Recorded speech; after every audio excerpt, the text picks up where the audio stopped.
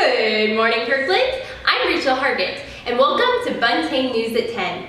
Today I have joining me Joylene Wong, and we will be discussing a heated topic, adolescent violence. But more importantly, we will discuss how to decrease adolescent violence and how to promote adolescent health.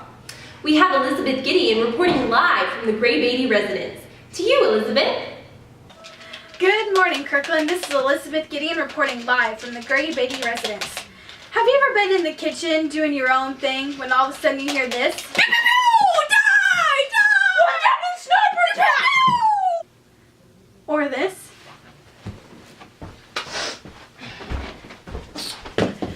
Let's see here now. House? No, not feeling it. What, Prison Break? Watched all those seasons. Dexter? Nope, not in the mood. Oh, The Walking Dead. I love that show. Ooh, that's a lot of blood. Ooh. And finally, this. All right, well, bye, Mom. Gonna go see the little engine that could. Talk to you later. Side Blind Goods Part 2, let's go! American culture truly is centered on media.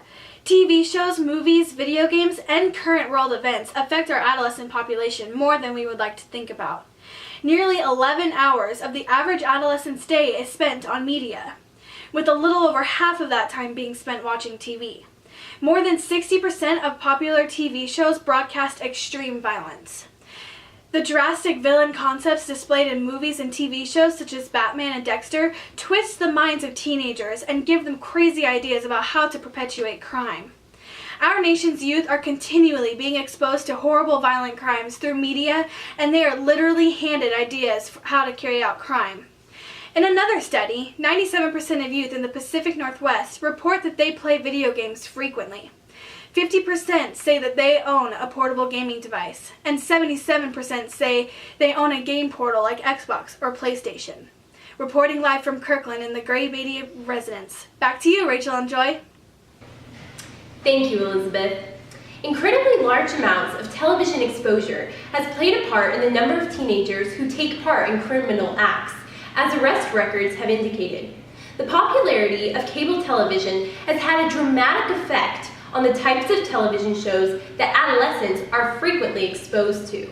And what about this topic of video games? Recent research shows that it is not violent video games itself creating this tendency towards adolescent violence. It is the social isolation aspect of gaming that creates aggression. In other words, gaming replaces real-world activities and relationships. Especially seen in computer gaming, there is a sense of physical attachment to media as a way to fulfill social interaction. This certainly contributes to adolescent aggression. All this is not to say that violence portrayed in video games has no effect on adolescent behavior. Observational learning of violent behaviors, as seen in video games, contributes to the long-term effect of aggression. Violent video games have a tendency to alter cognition and desensitize emotional processes. Now let's go back to Elizabeth to hear about parental interventions with regards to media exposure and how to promote adolescent health. Parental involvement is essential in promoting adolescent health. In order to reduce screen time, encourage your adolescent to be involved in extracurricular activities. Help them choose activities that appeal to their interest. Being physically active gives adolescents, and people of all ages really, an outlet to release their stress or anger or otherwise bottled up aggression.